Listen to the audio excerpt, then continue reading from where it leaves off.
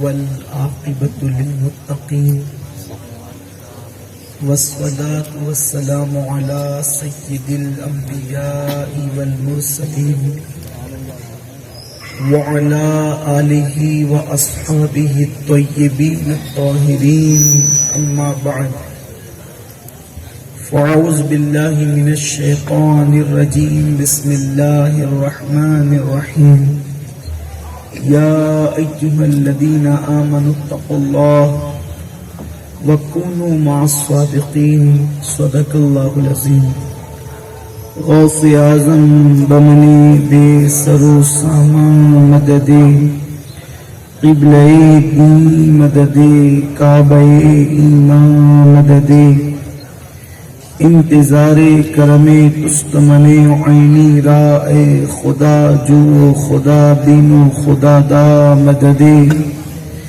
بگردہ بے بلا افتاد کشتی و ایفانو شکستہ رات کشتی بحق کے خواجہ عثمان ہارون مدد کن یا معین الدین چشتی مدد کن یا معین الدین چشتی مدد کن یا معین الدین چشتی لائق عزت تقریب واجب الاحترام برادر بزرگ حضرت علامہ پیر طریقت سید مخدوم قادری صاحب مدظ اللہ العالی جمیع سادات کرام علماء ذوی الاحترام حاضرین محفل پردہ نشین ماؤں اور بہنوں السلام علیکم ورحمۃ اللہ وبرکاتہ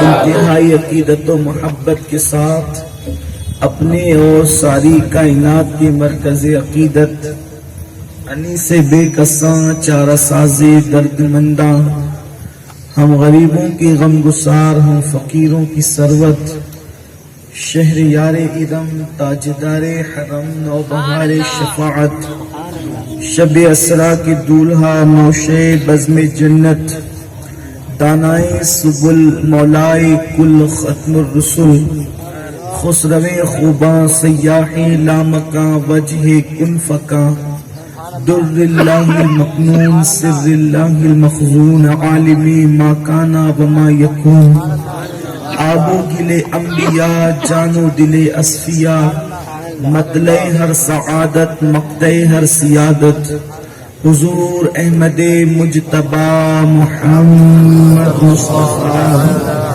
ارواحنا فدا صلی اللہ تعالی علیہ وآلہ وسلم کی بارگاہ اقدس و انور میں جس طریقے سے میں پڑھاؤں آپ بھی میرے ساتھ مل کر باواز بلند پڑھیں الصلاۃ والسلام علیک یا رسول اللہ الصلاۃ والسلام علیک یا نبی اللہ الصلاۃ والسلام علیک یا حبیب اللہ وعلى آلك وأصحابك يا نور الله صلى الله تعالى عليك وسلم نبی سرور ہر رسول و ولی ہے نبی سرور ہر رسول و ولی ہے نبی رازدار معلّہ علی ہے نبی رازدار معلّہ علی ہے اور ہے بےتاب جس کے لیے عرش اعظم ہے بےتاب جس کے لیے عرش اعظم وہ اس راہ روے لامکاں کی گلی ہے وہ اس راہ روے لامکاں کی گلی ہے اور تیرے در کا درباں ہے جبریل اعظم تیرے در کا درباں ہے جبریل اعظم تیرا مدح خواہ ہر رسول و ولی ہے اور تیرے چاروں ہمدم ہے یک جان یک دل تیرے چاروں ہمدم ہے یک جان یک دل ابو بکر و فاروق و عثمان علی ہے. تمنا ہے فرمائیے روز محشر، تمنا ہے فرمائیے روز محشر، یہ تیری رہائی کی چٹھی ملی ہے. اور شفاعت کرے حشر میں جو رضا کی، شفاعت کرے حشر میں جو ہماری، سوا تیرے کس کو یہ قدرت ملی ہے. آج کی یہ محفل جشن اولیاء کرام اور بموقع عرس حضور سیدی سرکار قطب دکن شہباز دکن حضرت سرکار سید محمد حسینی بندہ نواز کے سدراز رحمت اللہ تعالی علیہ اور تعزیتی محفل حضور تاج الشریعہ بدر الطریقہ حضرت علامہ اختر رضا خان صاحب قبلہ ازہری میاں رحمت اللہ تعالی علیہ. کئی نسبتیں یہاں یکجا ہے اور منتظمین محفل نے مجھے بہت ساری فرمائشیں کی ہیں. جیسے کسی مشاعرے کے اندر کسی شاعر کو بہت ساری غزلوں کا جو ہے وہ حکم ہوتا ہے، ایسے ہی مجھے بہت سارے عناوین کا حکم ہے. اللہ کی توفیق سے میں اس کو سمیٹنے کی کوشش کروں گا. اللہ سے دعا ہے کہ میرا اللہ مجھے حق کہنے اور آپ تمامی حضرات کو حق سن کر اس پر عمل کرنے اور اسے عام کرنے کی توفیق عطا فرمائے. اولیاء کاملین، اولیاء کرام، اللہ کے برگزیدہ بندے، ان کی معیت، ان کے ساتھ ہونا، ان کے ساتھ رہنا اللہ تبارک و تعالیٰ کا یہ حکم ہے. اللہ رب العزت نے قرآن مقدس میں جس آیت کی میں نے تلاوت کی ہے اس میں اللہ نے 3 حکم دیے ہیں اور اللہ رب العزت نے امر فرمایا، حکم فرمایا. اور علماء فرماتے ہیں کہ امر جو ہوتا ہے وہ وجوب کے لیے ہوتا ہے.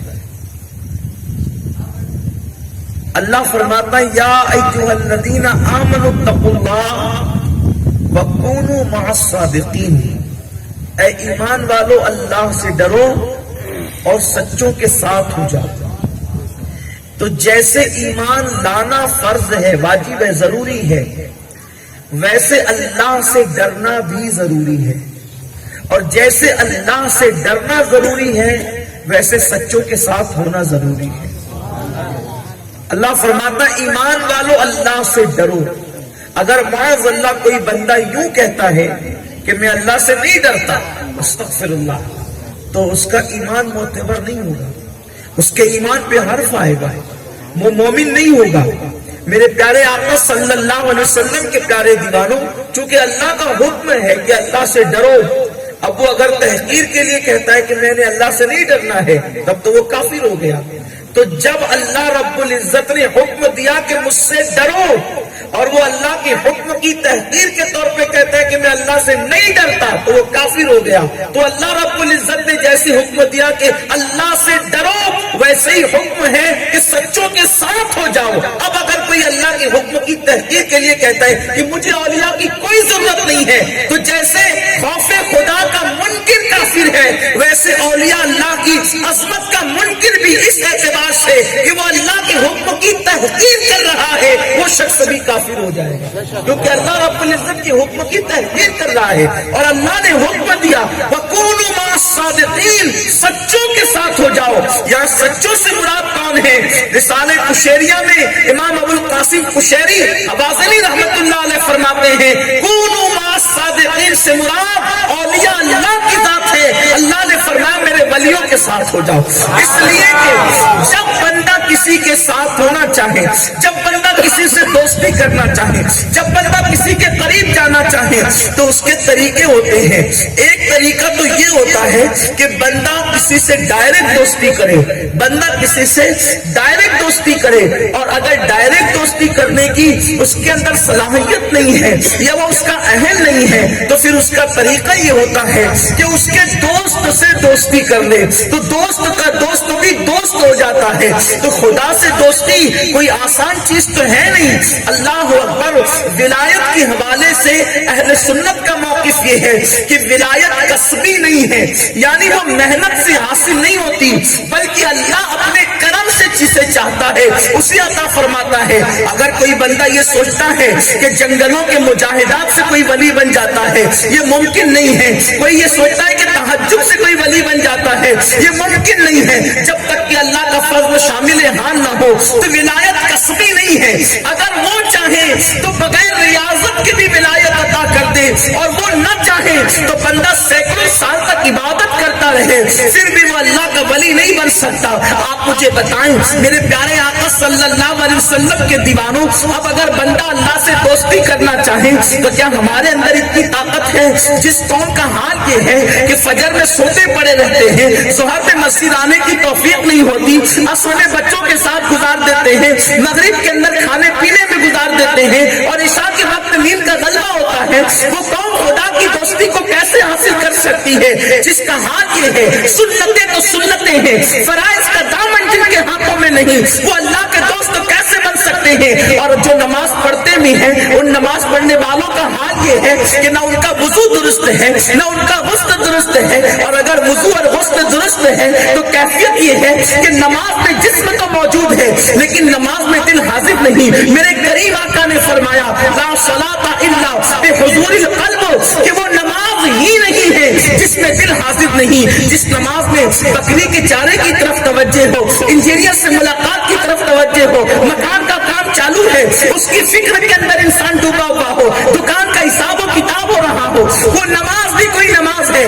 پھر قرآن کہتا ہے قد افلح من تزکا، وہی نمازی کامیاب ہے جنہوں نے اپنے دل پاک کر لیے. اللہ اکبر. جو نماز کے اندر کسی کے لیے بغض لے کر آ رہا ہے، دل میں کینہ لے کر آ رہا ہے، دل میں تکبر لے کر آ رہا ہے، دل میں عداوت اور دشمنی لے کر آ رہا ہے، پھر اس کی نماز بھی اسے خدا تک کب پہنچائے گی؟ تو میرے آقا صلی اللہ علیہ وسلم کے دیوانوں، سینکڑوں معاملات ہیں جو اللہ کی دوستی میں رکاوٹ بنتے ہیں، تو اللہ نے اس کا بہترین طریقہ یہ بتا دیا بندے میں جانتا ہوں کہ آسانی کے ساتھ تو دوستی کا ہاتھ میری طرف نہیں بڑھا سکتا، بہت ساری رکاوٹیں ہیں، تو اس کا آسان طریقہ یہ ہے کونوا مع الصادقین، تو میرے ولیوں کے ساتھ ہو جا، تو میرے یاروں سے یاری کر لے، میں تجھے اپنی یاری عطا فرما دوں گا.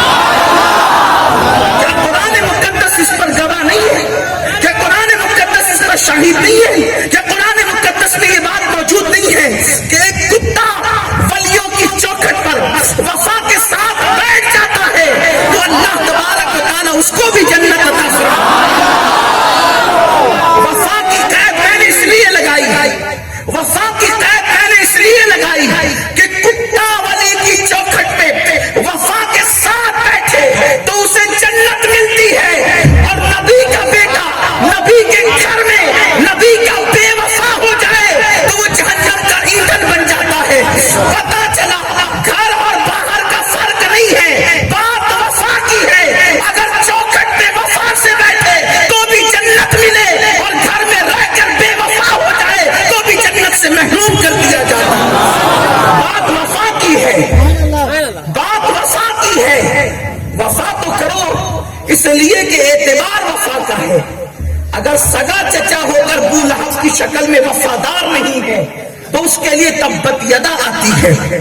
اور بلال حبشہ سے آگے با وفا ہے تو کعبے کی چھت پہ چڑھائے جاتے ہیں. میرے پیارے آقا صلی اللہ علیہ وسلم کے پیارے دیوان، آج بھی بہت سے کلمہ پڑھنے والوں کو یہ غرور ہے من قال لا الہ الا اللہ فدخل الجنہ، جس نے لا الہ الا اللہ پڑھا وہ جنت میں چلا گیا. سارے لا الہ الا اللہ پڑھ رہے ہیں، سبھی جنت میں جائیں گے؟ ایک طرف یہ بھی فرمایا جاتا ہے من قال لا الہ الا اللہ فدخل الجنہ، جس نے لا الہ الا اللہ کہا وہ جنت میں چلا گیا. اور ایک طرف یہ بھی کہا جاتا ہے کلہم فی النار الا ملۃ واحدہ، کہ 72 جہنم میں جائیں گے، ایک جنت میں جائے گا. پھر کیا پتا چلا حدیث میں معاذ اللہ تضاد ہے؟ ہرگز نہیں، بلکہ بات یہ ہے جو کلمہ پڑھ کے کلمے کا تقاضا وفاداری مصطفیٰ جان رحمت ہے، کلمے کا تقاضا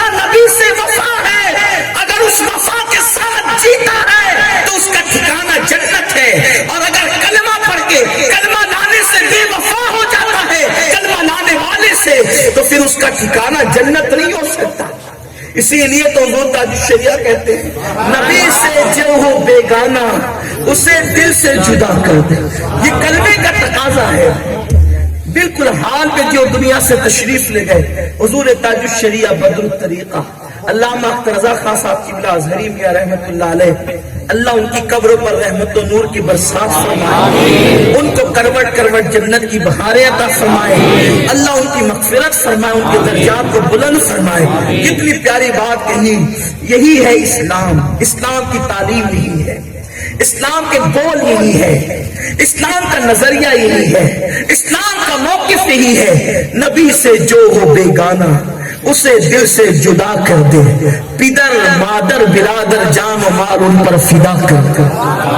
جب تک یہ کیفیت پیدا نہیں ہوتی نبی سے کبھی وفا نہیں ہوتی، اور جو وفا نہ کرے اس کا ٹھکانہ جنت نہیں ہو سکتا. تو اللہ فرماتا ہے کونوا مع الصادقین، ولیوں کے ساتھ ہو جاؤ. اللہ نے یہ نہیں فرمایا کہ محدثین کے ساتھ ہو جاؤ، اللہ نے یہ نہیں فرمایا کہ فقہاء کے ساتھ ہو جاؤ، اللہ نے یہ نہیں فرمایا کہ علماء کے ساتھ ہو جاؤ، بلکہ فرمایا مع الصادقین، ولیوں کے ساتھ ہو جاؤ. کیونکہ قدرت دیکھ رہی ہے کہ عالم کے باوجود کافر ہو سکتا ہے، محدث کے باوجود کافر ہو سکتا ہے، خطیب کے باوجود کافر ہو سکتا ہے، لیکن کوئی ولی ہو کر کافر نہیں ہو سکتا. جو ولی ہوگا وہ کافر نہیں ہوگا، جو کافر ہوگا وہ ولی نہیں ہوگا. یہ خاص بات ہے. اسی لیے فرمایا اگر کامیابی چاہتے ہو کونوا مع الصادقین. محدثین کا اعتبار نہیں ہے، کیونکہ محدث ہو کر بھی کافر ہو سکتا ہے، مفسر قرآن ہو کر بھی کافر ہو سکتا ہے، عالم ہو کر بھی کافر ہو سکتا ہے. ارے نہیں دیکھا جو معلم الملائکہ کہلاتا تھا وہ کافر ہو گیا، اور اس پہ کفر کا فتویٰ کسی عالم مولوی نے نہیں دیا، قدرت نے اس پہ کفر کا فتویٰ دیا. واستکبر وکان من الکافرین. اس نے تکبر کیا اور کافروں میں سے ہو گئے. میرے پیارے آقا صلی اللہ علیہ وسلم کے پیارے دیوانوں اندازہ کرو، قدرت نے علم کی عمل کی قید نہیں لگائی. فَنَكُونُوا مَعَ الصَّادِقِينَ، ولیوں کے ساتھ ہو جاؤ. کیونکہ جو ولی ہوگا وہ کافر نہیں ہو سکتا، اور جو کافر ہوگا وہ ولی نہیں ہو سکتا. کیونکہ قرآن کہتا ہے الَّذِينَ آمَنُوا وَكَانُوا يَتَّقُونَ. ولی مومن ہوگا اور اللہ سے ڈرنے والا ہوگا. کبھی کافروں میں ولی نہیں ہو سکتا، ولی ہمیشہ مومنوں میں ہوگا، ولی ہمیشہ مومنوں میں ہوگا. اسی لیے الحمدللہ کوئی برا نہ مانے، بات سچی سچی ہے. الحمدللہ 72 فرقوں کے اندر کوئی اللہ کا ولی نہیں دکھا سکتا. اگر ولی ملے گا تو صرف اہل سنت و جماعت میں ملے گا.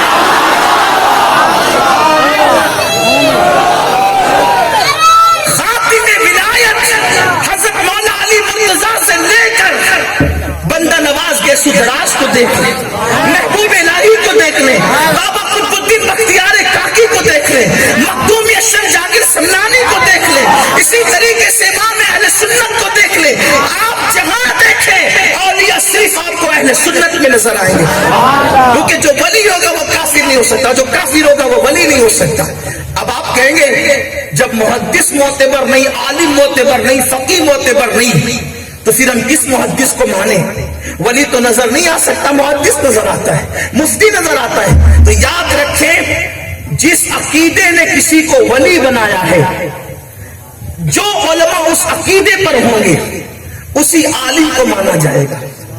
اور وہ جس عقیدے نے ولی نہیں بنایا اس عقیدے کو کوئی اختیار کرے پھر وہ قابل قبول نہیں ہوگا. لوگ کہتے ہیں ولیوں کا ذکر قرآن میں نہیں، اولیاء کا تذکرہ قرآن میں نہیں، اپنے من گھڑت انداز سے لوگوں نے قصے گڑھ لیے ہیں، بلکہ ولیوں کے خلاف قرآن میں آیتیں موجود ہیں.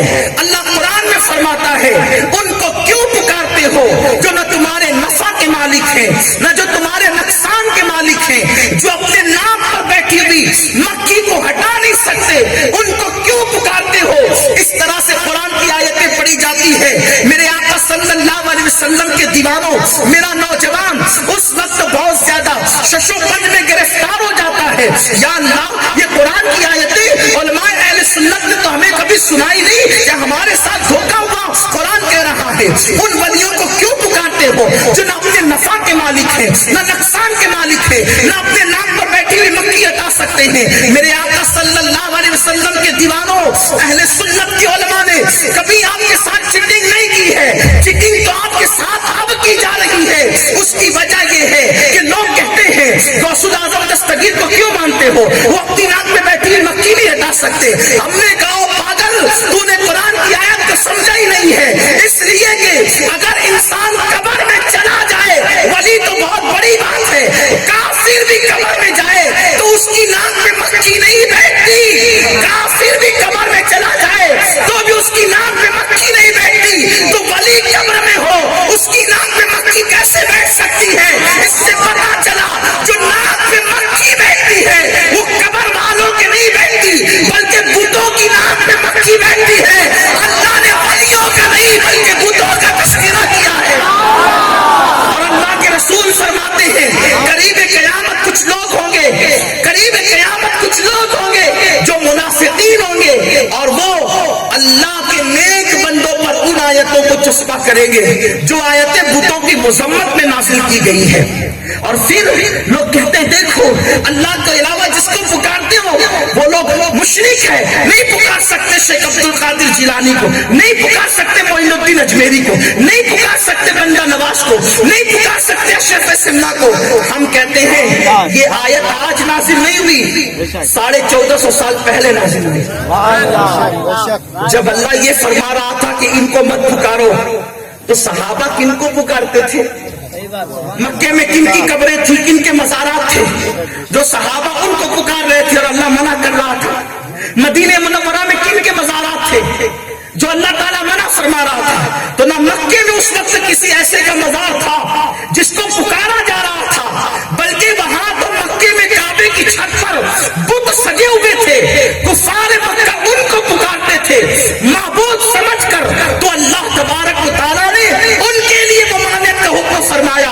لیکن تم کہتے ہو غیر اللہ کو پکارنا اچھی بات نہیں، غیر اللہ کو پکارنا اچھی بات نہیں۔ ہم کہتے ہیں ہمارا بھی یہی عقیدہ ہے، غیر اللہ کو پکارنا ناجائز ہے، نہیں پکار سکتے غیر اللہ کو، غیر اللہ کو نہیں پکار سکتے۔ لیکن تم نے اللہ اور غیر اللہ یہ دو ہی باتیں سیکھ رکھی ہے۔ اللہ اور غیر اللہ کے درمیان بھی ایک طبقہ ہے، اسے اہل اللہ کہتے ہیں۔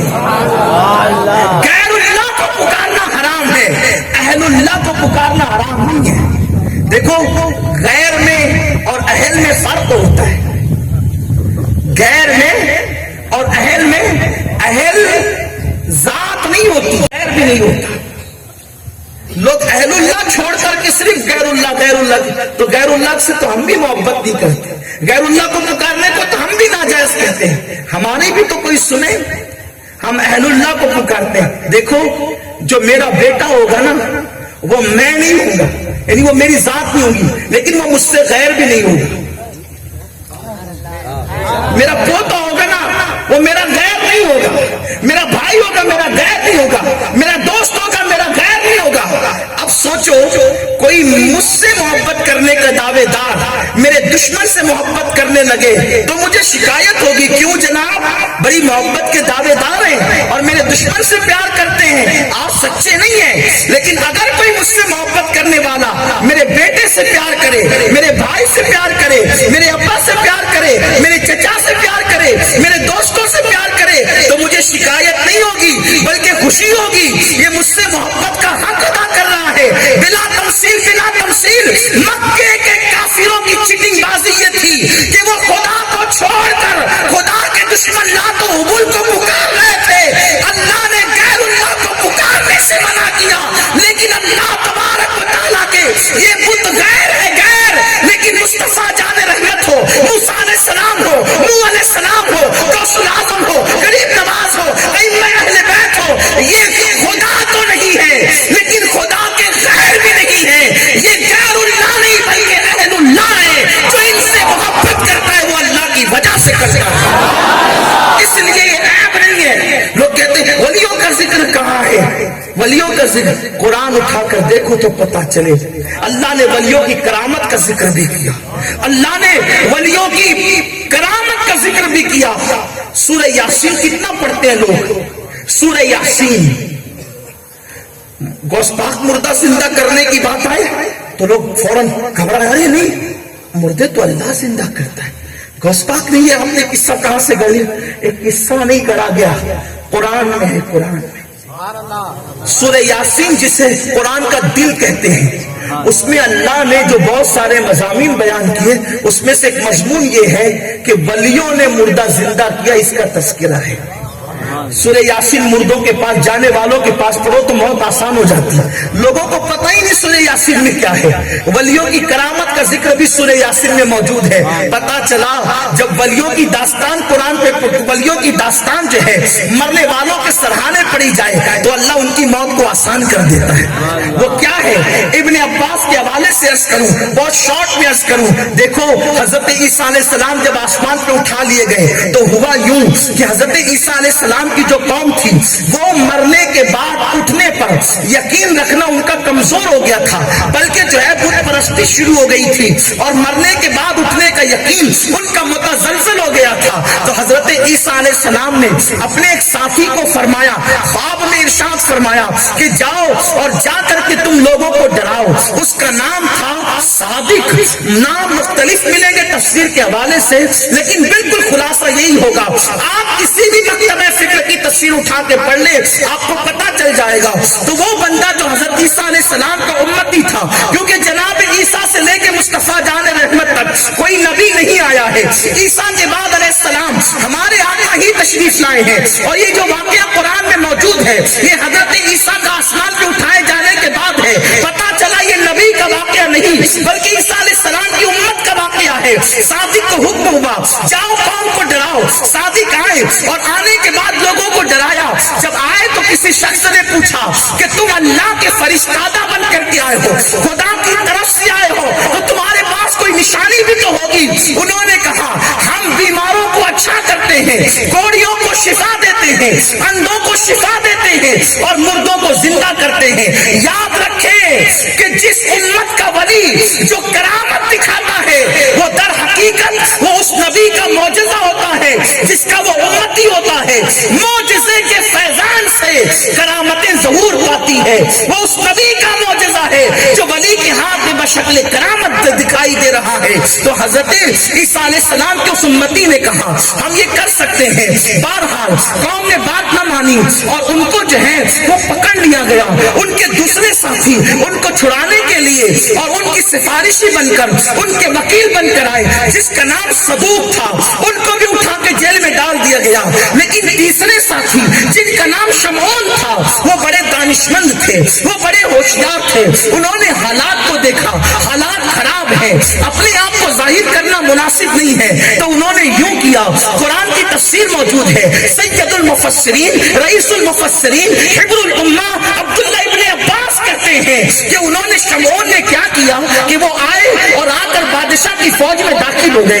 جب بادشاہ کی فوج میں داخل ہوئے تو اعتماد حاصل کرتے کرتے بادشاہ کے وزیر بن گئے، اور معتمد بننے کے بعد ایک دن انہوں نے بادشاہ کا منہ دیکھ کر کے پوچھا کہ بادشاہ سلامت، یہ جو آپ کے قیدی ہیں کہیں ایسا تو نہیں کہ ان میں جو ہے زبردستی بھی کچھ لوگوں کو ڈال دیا گیا ہو؟ تو بادشاہ نے کہا نہیں نہیں، مجرموں کو ڈالا گیا ہے۔ تو کہا قیدیوں کا حال بتائیں۔ تو جب بات ان دونوں کی آئی، صادق اور صدوق کی، تو بادشاہ نے کہا کہ یہ دونوں فتنہ پرور لوگ ہیں، یہ فتنہ پھیلانے والے لوگ ہیں، آئے اور قوم میں فتنہ پھیلایا، اس لیے ان کو جیل میں ڈال دیا گیا۔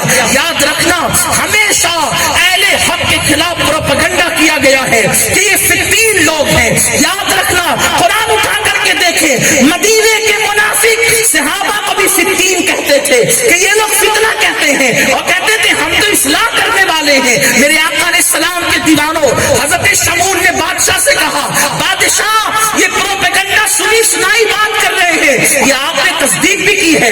بادشاہ نے کہا میں نے تصدیق نہیں کی ہے، میں نے تو صرف سنی سنائی کہی ہے۔ یہ کوا کان لے گیا والی باتیں لوگ بہت کرتے ہیں، دیکھتے بھی نہیں ہے کہ کان ہے کہ نہیں۔ یہ علماء اہل سنت زہر اگلتے ہیں، فتنہ پھیلاتے ہیں۔ بھائی بات تو سن، قرآن حدیث کی دلیل ہے کہ نہیں ہے؟ اگر بات تیری ایمان اور عقیدے کی ہے، تحفظ کی ہے، اور تیری جنت میں جانے کی ہے، تو تو اہل حق کو فتنہ پرور کہتا ہے۔ مجھے بتا کہ کہ نبی کو بے مثال کہنے والا فتنہ پرور ہے یا نبی کے علم کو جانوروں سے تشبیہ دینے والا فتنہ پرور ہے؟ یہ بتا کہ نبی کے غیب کو بیان کرنے والا فتنہ پرور ہے یا نبی کے غیب کا انکار کرنے والا فتنہ پرور ہے؟ اللہ کو سچا ماننے والا فتنہ پرور ہے یا اللہ کو جھوٹا کہنے والا فتنہ پرور ہے؟ اگر تمہاری دانست میں پھر یہی خدا سے وفاداری ہے کہ خدا کو جھوٹ بولنے والا، خدا کو جھوٹا بولنے والا بھی میرا امام ہو سکتا ہے اور خدا کو سچا بولنے والا فتنہ پرور ہو سکتا ہے، تو پھر اللہ کے عذاب کے لیے تیار ہو جاؤ۔ اور اگر تمہارے ایمان کی شمع تمہارے دل میں نہیں بجھی ہے تو پھر تمہیں حق کا ساتھ دینے کے لیے تیار ہونا چاہیے۔ اٹھا کر کے دیکھو برائی نے قاطعہ، کیا اس کے اندر یہ بات موجود نہیں کہ اللہ جھوٹ بول سکتا ہے؟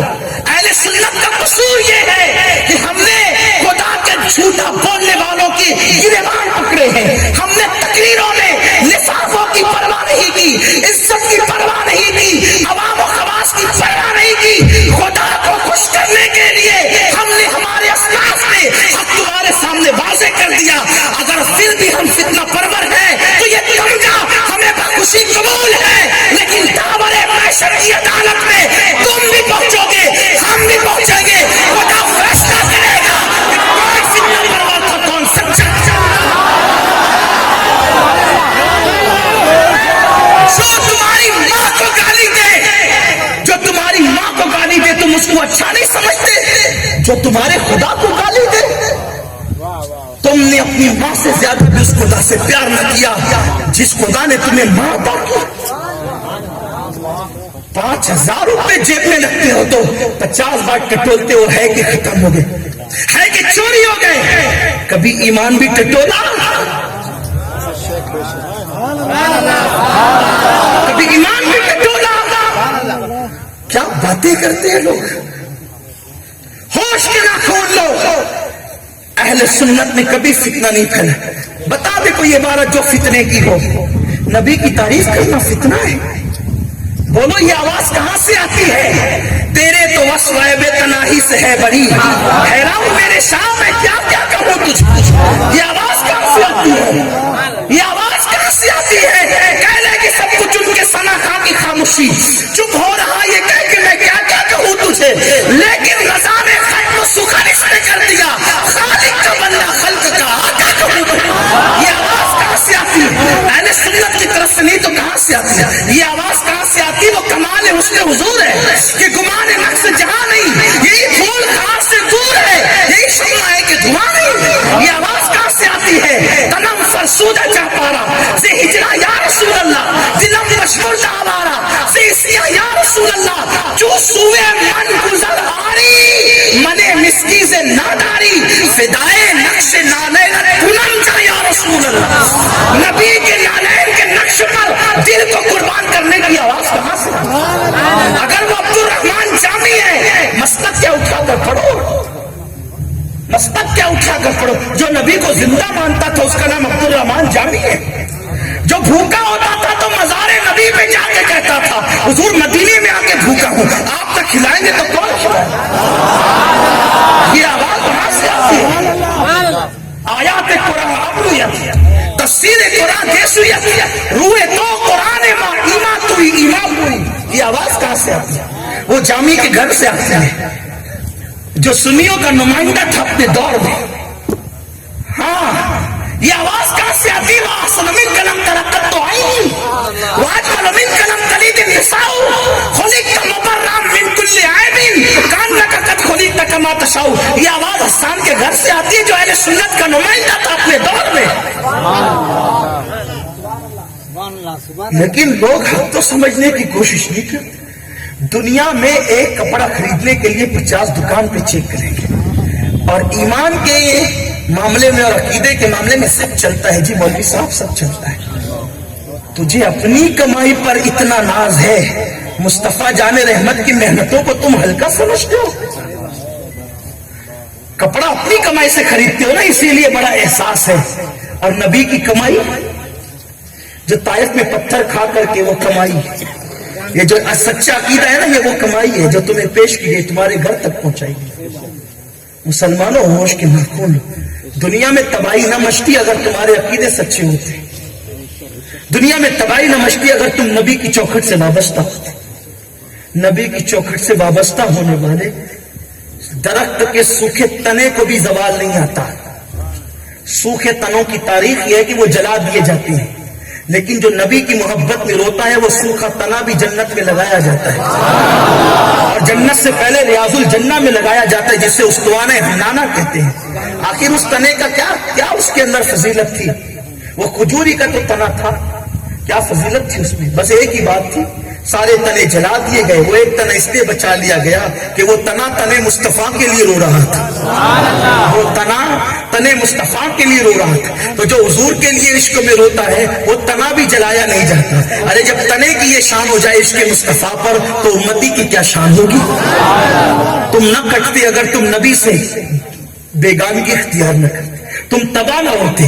بہرحال بات دور جاتی ہے، نوجوانوں کو صرف مجھے یہ بات بتانا ہے، حق کی طرف آؤ۔ آج میرا عنوان ولایت ہے، اولیاء کی فضائل ہے، لیکن بات میں کہانی قصے کی نہیں کروں گا، حالانکہ میں بہت بڑا علامہ نہیں ہوں، میں طالب علم ہوں، لیکن بات تو قرآن حدیث سے کروں گا۔ یہ جو الزام ہے نا کہ کہانی قصے کہتے، کہانی قصے نہیں، آج قرآن سے بات ہو، قرآن ہی سے بات ہوتی ہے۔ فہم تو کرو صاحبو، غور تو کرو۔ سورہ یاسین جو سرحانے بیٹھ کے پڑھتے ہو، اٹھا کر کے دیکھ لو، کسی کی بھی تفسیر دیکھ لو۔ میں تو رسول مفسرین حبر الامہ کی تفسیر پڑھ رہا ہوں آپ کے سامنے، اور چھپی جہاں سے ہے ان کا نام نہیں لینا چاہتا، لیکن پڑھ وہیں سے رہا، اس لیے کہ زبان میری بڑی محتاط ہوتی ہے۔ جب یار کا نام زبان پہ آئے تو اغیار کا نام لینے سے پرہیز کرتا ہوں، بس اتنی بات ہے۔ کیونکہ جو زبان جب یار کا نام لے ہزار بار بشویم دہن ز مشک و گلاب ہنوز نام تو گفتن کمال بے ادبیست۔ میں کروڑوں مرتبہ، وہ تو ہزاروں بار ہے، میں کروڑوں مرتبہ اگر مشک اور گلاب سے اپنی زبان دھل لوں تو ایک بار نام محمد کہنے کے قابل میری زبان نہیں ہو سکتی۔ تو جب اپنی زبان اس قابل نہیں ہے، پھر اغیار کا نام بھی آئے اور یار کا نام بھی آئے تو بس یار کے نام کی غیرت اغیار کا نام لینے سے روکتی ہے، ورنہ میں مصلحت پسند شخص نہیں ہوں۔ میرا مسلک ہے دشمن احمد پہ شدت کیجیے۔ غیرت عشق بھی تو کچھ ہوتی ہے نا، غیرت عشق بھی تو کوئی چیز ہوتی ہے جو عاشقوں کی طبیعت میں ہوتی ہے۔ ایک عاشق کو کہا تھا ایک نواب نے کہ ذرا اتنے بڑے شاعر ہو، سب کے لیے لکھتے ہو، اپنے لیے بھی کچھ لکھ دو۔ تو اس نے کہا تھا کہ کرو مدح اہل دول رضا پڑے اس بلا میں میری بلا، میں گدا ہوں اپنے کریم کا، میرا دین پارے نہ نہیں۔ جاؤ یار کا قلم، یار کی تعریف جو قلم لکھتا ہے پھر وہ اغیار کی لکھے، یہ یار کے عشق کی غیرت کے خلاف ہے۔ یہ ہم نے وہاں سے طریقہ سیکھا ہے۔ اب ذرا توجہ دیجئے، بات وہیں پہ آتی ہے۔ بادشاہ سے شمعون نے کہا کہ یہ پروپیگنڈے کا شکار ہے، یہ بات سچی ہے؟ کہا نہیں، ہم نے تو سنا ہے کہ وہ فتنہ پرور تھے، وہ فتنہ پھیلا رہے تھے۔ کہا بلا لو، ذرا سامنے تو بات کریں کہ وہ فتنہ پرور ہے یا سچے ہیں۔ صادق اور صدوق آئے، وہ دونوں مبلغین جناب عیسیٰ کے بھیجے ہوئے۔ شمعون نے پوچھا بھائیو تمہارے نام کے ساتھ فتنہ پروری کا ٹائٹل ہے، کہتے کیا ہو؟ وہ تو آخرت پہ ایمان لاؤ، اللہ کے نبی عیسیٰ پہ ایمان لاؤ، خدا کو ایک مانو، مرنے کے بعد اٹھنے پر یقین کرو۔ تو صادق و صدوق کی طرف دیکھ کر شمعون نے بادشاہ کی طرف دیکھا، ان کی بات میں کچھ صداقت لگتی ہے، لیکن ان کا امتحان ہونا چاہیے۔ شمعون نے خود کہ ان کا امتحان ہونا چاہیے، کہیں ان سے پوچھو کہ یہ اتنی باتیں کر رہے ہیں، بڑی بات، اس کی کوئی دلیل بھی ہے؟ آپ اللہ کے بھیجے ہوئے کوئی دلیل بھی ہے؟ کہاں ہے؟ ہم بیمار کو اچھا کر سکتے ہیں اور مردے کو زندہ کر سکتے ہیں۔ نبی نہیں کہہ رہا ہے، نبی کا امتی کہہ رہا ہے۔ قرآن اٹھا لیا۔ تو شمعون نے کہا اچھا تو بہت اچھا موقع ہے، ہمارے مطبخ کا مینیجر اس کا لڑکا مرا ہے، جوان بیٹا، اور وہ روتا پھر رہا ہے، اسی کو لے آتے۔ وہی اگر بات زندہ کرنے کی ہے تو مردہ بھی موجود ہے۔ ہر وقت تو ایسے حالات نہیں ہوتے نا کہ کوئی کہے لاؤ میں مردہ زندہ کر دوں اور پھر کوئی مردہ بھی موجود ہو۔ ابھی ادونی کے اندر یہ دعویٰ کوئی اٹھ کر کے کرے کہ میں اللہ کا ولی ہوں، لاؤ میں مردہ زندہ کر دوں، تو آپ کو مردہ ڈھونڈتے اتنا وقت لگے کہ وہ حضرت ہی تشریف لے جائے۔ یہی تو حالات ہوں گے۔ وہ مردہ اویلیبل تو ہر وقت نہیں ہوتا، لیکن وہاں بات یہ تھی جب قدرت حق کو ظاہر کرنا چاہتا ہے، جب قدرت حق کو ظاہر کرنا چاہتی ہے تو پھر حالات ایسے بن جاتی ہیں۔ تو کہا کہ وہ مطبخ کا مینیجر، اس کا جوان بیٹا مرا ہے، لیا اس کی لاش کو۔ جب لاش لائی گئی ان دونوں نے کہا اللہ اسے زندہ کر دے۔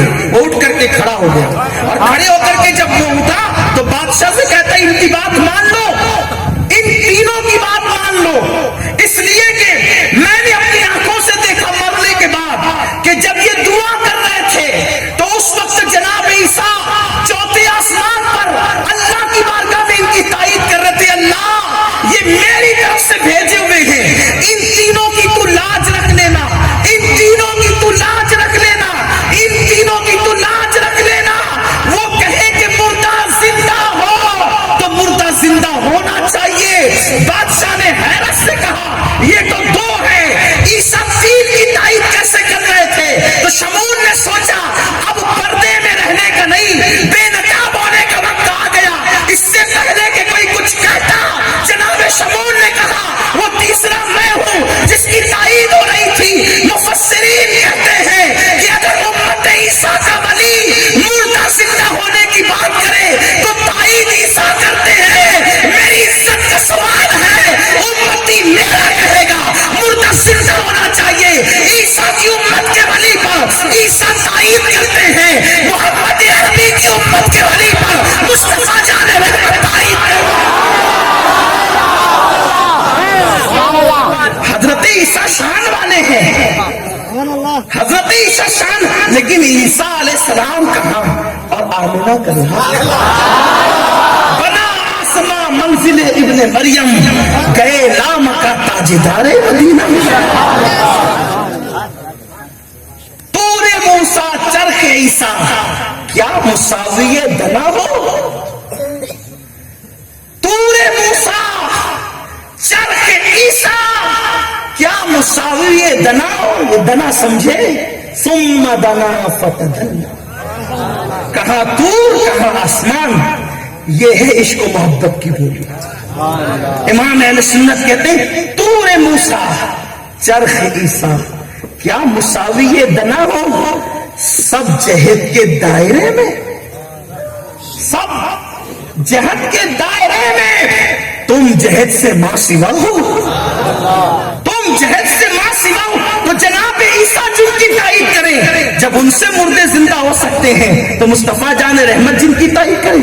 اچھا وہ اولیاء امت عیسیٰ تھے، اولاد عیسیٰ نہیں تھے، جو صرف امتی ولی ہو اس کی شان سے تائید ہوتی ہے، جو اولاد میں ولی غوث الاعظم ہو پھر اس کی تائید کس شان سے ہوتی ہے؟ شان ہے۔ ایک اعتراض لوگوں کو دیکھو، جس تاریخ کو بندہ نواز کا وصال ہوا اس تاریخ پہ سنی جشن منا رہے، انتقال کی تاریخ پہ جشن کی ہے، تو بے عقل بھی ہے، شعور بھی ہے۔ غوث پاک کی تاریخ وصال پہ جشن، غریب نواز کی تاریخ وصال پہ جشن، بندہ نواز کی تاریخ وصال پہ جشن۔ ہم کہتے ہیں وہ تاریخ وصال تو دیکھ، کتاب الرقائق کے اندر بخاری شریف میں ایک حدیث ہے جو اکثر اولیاء کی محفل میں پڑھی جاتی ہے، لیکن آخری کا حصہ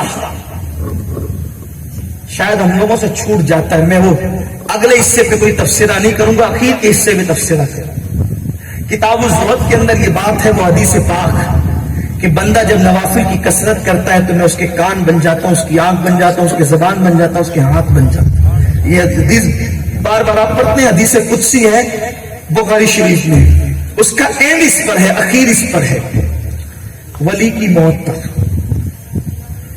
ولی کی موت پر، اینڈ ولی کی موت پر اس حدیث کا، اور اس کی شرح کے ساتھ بیان کرنا چاہتا ہوں۔ ذرا نوجوانوں سے میری توجہ، لوگ کیا حدیث کی باتیں کرتے ہیں، حدیث والے رسول سے تعلق نہ ہو تو حدیث پڑھنے میں مزہ کیا ہے؟ جس سے تعلق نہ ہو اس کی بات بھی سمجھ میں نہیں آتی۔ لوگ نبی سے تعلق توڑ کر بھی اور حدیث کے نام پہ حدیث کا قتل عام لوگ کرتے ہیں، اور انہیں احساس ہے کہ ہمیں بہت حدیث آتی ہے، بلکہ وہ اپنی حدیث دانی پر امام اعظم پر معترض ہو گئے کہ انہیں تو 17 سے زیادہ نہیں آتی تھی۔ لا حول ولا قوت الا باللہ۔